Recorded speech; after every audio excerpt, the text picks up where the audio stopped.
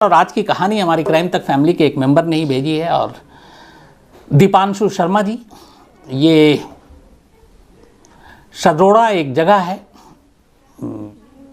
आपके मध्य प्रदेश में, और उसी डिस्ट्रिक्ट में एक जगह है अशोकनगर। ये अशोकनगर एक छोटा सा कॉमर्शियल इलाका है, जैसा कि दीपांशु जी ने बताया, और भोपाल से करीब 200 किलोमीटर की दूरी पर है। ये कहानी वहीं की है, और ये कहानी सिर्फ 2 से 3 दिन बल्कि पुरानी है। कहानी बेहद अजीब भी है और अफसोसनाक भी है। हमारे इर्द गिर्द, हमारे समाज में, हमारे आसपास क्या क्या होता है, इन कहानियों से ही पता चलता है। बच्चे हों या माँ बाप हों, उनको लेके हम सबका अपना एक नज़रिया और बड़ा साफ होता है। वो ये कि माँ बाप की दुनिया उनके बच्चे होते हैं और बच्चों की दुनिया उनके माँ बाप होते हैं। हम उनको अलग नहीं कर सकते। लेकिन जब ऐसी कहानी आती है कि माँ बाप ही अपने बच्चों के दुश्मन हो जाएं, माँ बाप ही अपने बच्चों के कातिल हो जाएं, या कई बार ऐसा भी होता है कि बच्चे ही माँ बाप के कातिल हो जाएं, बच्चे अपने माँ बाप को मार डालें, तो फिर अजीब लगता है। तब सोच कर ही सिहरन सी होती है। कैसे रिश्तों को कोई कैसे कलंकित कर सकता है, अपने ही हाथों से ऐसे रिश्तों का गला कैसे घोंट सकता है। क्योंकि दुनिया में सबसे करीबी रिश्ता जो होता है वो एक माँ बाप का बच्चों से और बच्चों का माँ बाप से होता है। लेकिन हमारे सामने तमाम मिसालें हैं ऐसे जुर्म की, ऐसी घटनाओं की। ये कहानी उसी की एक मिसाल है। अशोकनगर की बात है। 18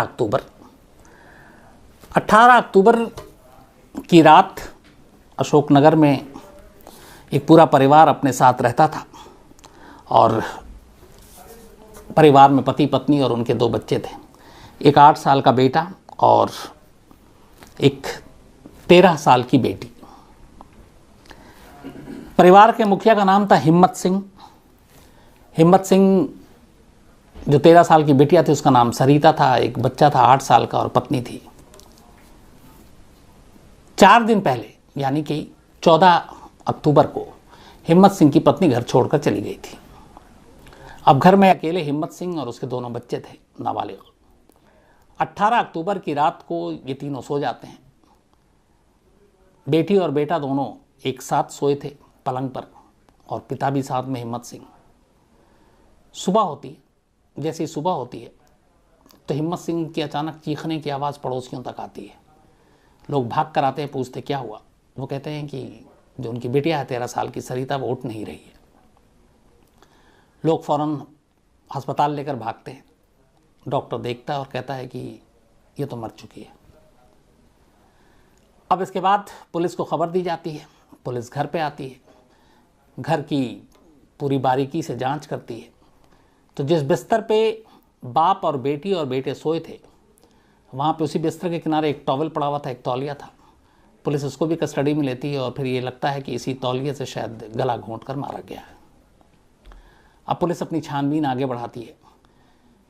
पहले जो पूछताछ होती है तो उसमें हिम्मत सिंह पूरी अपनी बात बताते हैं। वो ये कहते हैं कि रात को हम दोनों बच्चों के साथ सो गए थे,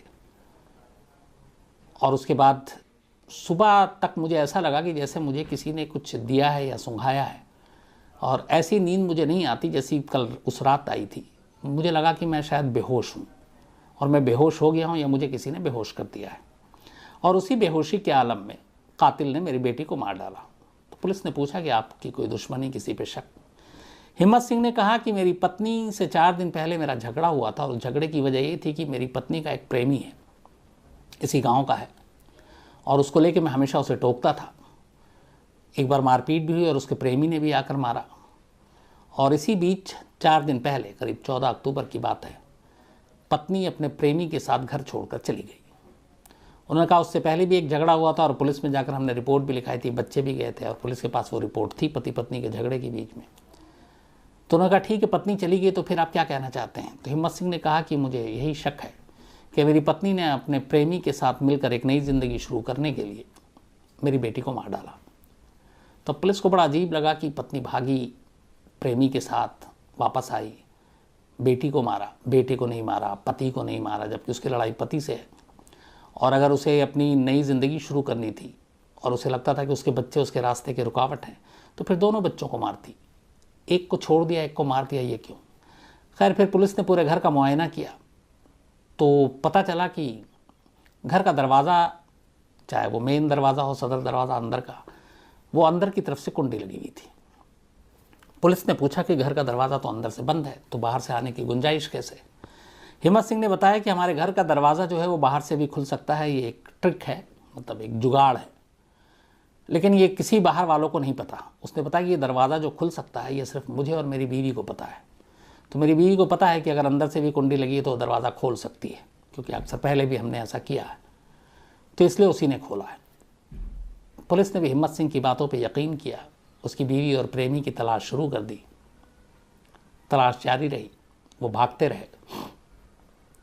इस दौरान में पुलिस अपनी जांच आगे बढ़ाती रही, बाकी लोगों से, पड़ोसियों से, सबसे पूछताछ करती रही। तो पता चला कि हाँ, पति पत्नी में अक्सर झगड़ा होता था, और झगड़े के बाद एक दो बार पुलिस में भी मामला गया।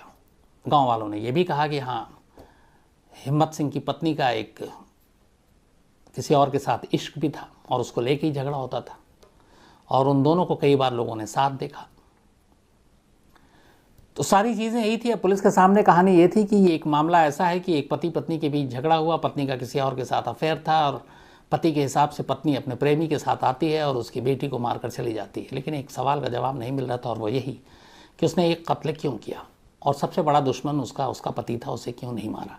इसी सवाल ने पुलिस को हिम्मत सिंह के ऊपर शक करने पे मजबूर कर दिया। पुलिस को लगा कि मामला कुछ गड़बड़ है।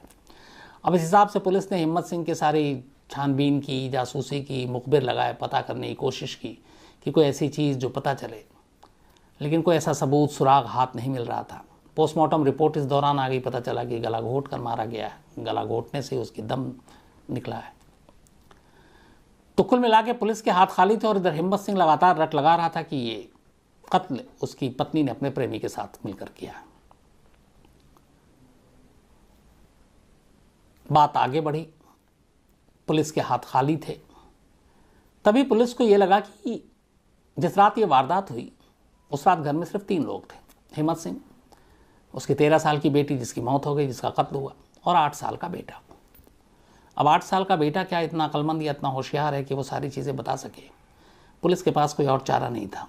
पुलिस ने कहा कि उस रात हो सकता है, अच्छा, उससे पहले बयान दिया था कि मैं सो गया, मेरा बेटा भी सो रहा था। सुबह ये भी था कि जब दीदी नहीं उठी तो बेटा भी रो रहा है, हिम्मत सिंह भी रो रहा है, और बेटा वाकई रो रहा था सुबह कि दीदी को क्या हो गया। भाई बहन में बहुत प्यार था। तो पुलिस ने कहा कि चलो किसी तरह से इस बच्चे से कुछ पूछते हैं, शायद कोई जानकारी मिले। पुलिस बच्चे को अलग से ले गई, उसको बड़ा कंफर्ट किया, चॉकलेट, बिस्किट, जो भी चीज़ें हैं, और बहुत प्यार से उससे नॉर्मल सब बातें शुरू कर दी कि बेटा नाम क्या, क्या पढ़ते हो, कैसे, क्या लिखते हो, सारी चीज़ें। बच्चा थोड़ी देर में घुल मिल गया। इसके बाद पुलिस ने पूछा कि बेटा ये बताओ उस रात हुआ क्या था। बच्चे ने पूरी मासूमियत के साथ उस रात की कहानी सुनाई, और ऐसी कहानी सुनाई कि जो पुलिस वालों ने सुना, शायद उनमें से कई की आंखें नम हो गई। बच्चे ने कहा कि उस रात पापा घर आए थे, घर आने के बाद हम दोनों खेल रहे थे। थोड़ी देर के बाद पापा बड़े गुस्से में आए और उन्होंने कहा कि तुम दोनों में से किसको मारो, मुझे मारना है। पहले तो बच्चों को ऐसे ही लगा, लेकिन सरिता जो 13 साल की थी वो थोड़ी बड़ी थी, समझदार थी। बेटा 8 साल का था, थोड़ा मासूम था। हिम्मत सिंह ने फिर उससे पूछा कि ये बताओ कि दोनों में से कौन मरेगा, किसको मारूं। जब लग गया कि बाप बहुत सीरियस है, सरिता ने अपने पापा से कहा कि, और ये बच्चे ने जो बोला वो उसकी लाइन ये थी कि फिर दीदी ने पापा से कहा कि भाई को छोड़ दो, मुझे मार दो। उसने फिर पूछा कि दोनों में से कौन मरेगा, मुझे मारना है। फिर सरिता ने कहा, बच्चे की जुबान में ये कि दीदी ने कहा भाई को छोड़ दो, मुझे मार दो। और इसके बाद घर के ही रखे कपड़े से हिम्मत सिंह ने अपनी 13 साल की बेटी का गला घोंट दिया, और ये कत्ल होते हुए उस 8 साल के बच्चे ने, एक भाई ने, अपनी आंखों से देखा। जब सरिता का दम निकल गया, इसके बाद हिम्मत सिंह अपने बेटे को पकड़ कर कहता है कि देख मैं तुझे छोड़ रहा हूँ क्योंकि तेरी बहन ने कहा है, लेकिन अगर तूने ये बात जो तूने अभी देखा किसी से को भी बताया बाहर में तो मैं तुझे भी मार दूंगा। रोते हुए बच्चे ने कहा कि मैं किसी को नहीं बताऊंगा पापा। और इसके बाद उसने उसे छोड़ दिया और उस मुर्दा सरिता के साथ उसी बिस्तर पर बाप, जिसने अपने हाथों से कत्ल किया था, पूरी रात करवट बदलते हुए गुजार देता है। सुबह का इंतज़ार करता है, सुबह जैसी होती है फिर वो वही नाटक करता है, चीखता है, चिल्लाता है, रोता है। बच्चा भी फिर रोने लगता है और उसके बाद वो दुनिया को बताता है कि सरिता को मेरी पत्नी ने अपने प्रेमी के साथ मिलकर मार दिया। बच्चे के इस बयान के बाद पुलिस हिम्मत सिंह को पकड़ती है। उसके बाद अपना पुलिसिया तेवर दिखाती है। थोड़ी देर के बाद हिम्मत सिंह टूट जाता है और फिर वो सारी चीज़ें बताता है और वो वही बताता है जो उससे पहले उसके बेटे ने बताया था। और वो ये भी मानता है कि हाँ, मैंने उन दोनों में से कहा था कि कौन मरेगा और बेटी ने कहा था कि मेरी जान ले लो, भाई की जान बख्श दो। एक 13 साल की बच्ची अपने भाई के लिए अपनी जान देने को तैयार थी और दे भी दी। सोचिए कैसी बच्ची होगी वो। अब सवाल ये था कि आखिर उसने ऐसा क्यों किया, तो वो दोनों को क्यों नहीं मारा। यहां ये भी सवाल है कि अगर उसकी पत्नी भी दोनों को मार सकती थी, पति को मार सकती थी, इसने क्यों नहीं मारा। इसे दोनों बच्चों से कोई नफरत या बाकी चीज नहीं थी।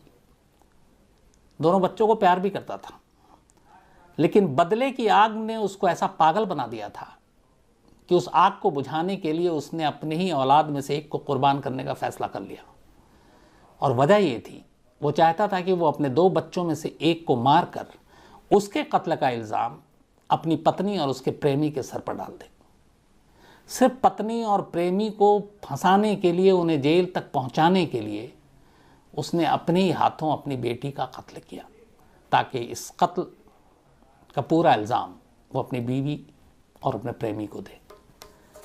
लेकिन 8 साल के मासूम बच्चे की गवाही ने सारी कहानी खोल दी और कातिल पकड़ा गया और अब वो जेल में है। सोचिए बदले की आग कैसी होती है और कितनी बुरी होती है। वो अगर चाहता तो अपनी बीवी को तलाक दे देता, वो चाहता तो कुछ और रास्ते से बदला ले सकता था, लेकिन अपने ही बच्चों का कत्ल करने के बाद ये कैसा बदला हुआ। इसलिए कहते हैं कई बार सोच और समझ से परे की चीज़ होती है जुर्म की दुनिया।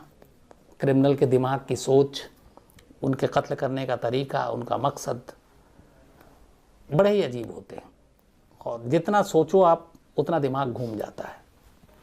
तो ये थी अफसोसनाक कहानी मध्य प्रदेश की। और दीपांशु शर्मा, एक बार थैंक यू, शुक्रिया आपका, क्योंकि मुझे लगा कि ये क्राइम तक फैमिली को ये कहानी सुनानी चाहिए। बात होगी कल रात 9 बजे किसी नई कहानी के साथ। तब तक अपना ख्याल रखिएगा। Thank you very much.